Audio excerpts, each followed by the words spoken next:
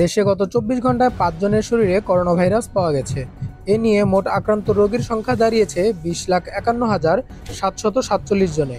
এ সময়ে করোনায় আক্রান্ত হয়ে কারো মৃত্যু হয়নি।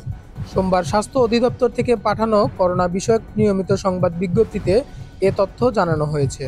গতকাল ৪ জনের নমুনা পরীক্ষায় ৩ জনের শরীরে করোনা ভাইরাস পাওয়া যায়, অর্থাৎ দিনের ব্যবধানে শনাক্তের হার বেড়েছে প্রায় ৬৭%।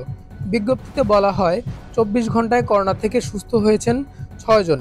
এর ফলে এ সংখ্যা ২০,১৯,৩৭৩ জনে দাঁড়িয়েছে। মহামারীর শুরু থেকে এখন পর্যন্ত মোট শনাক্তের হার ১৩.০৫%, আর গত ২৪ ঘন্টায় শনাক্তের হার ১২.২০%। ২০২০ সালের ৮ই মার্চ দেশে প্রথম ৩ জনের দেহে করোনা ভাইরাস পাওয়া যায়।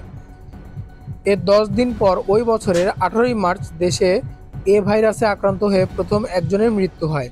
২০২১ সালের ৫ ও ১০ আগস্ট ২ দিন করোনায় সর্বাধিক ২৬৪ জন করে মারা যান।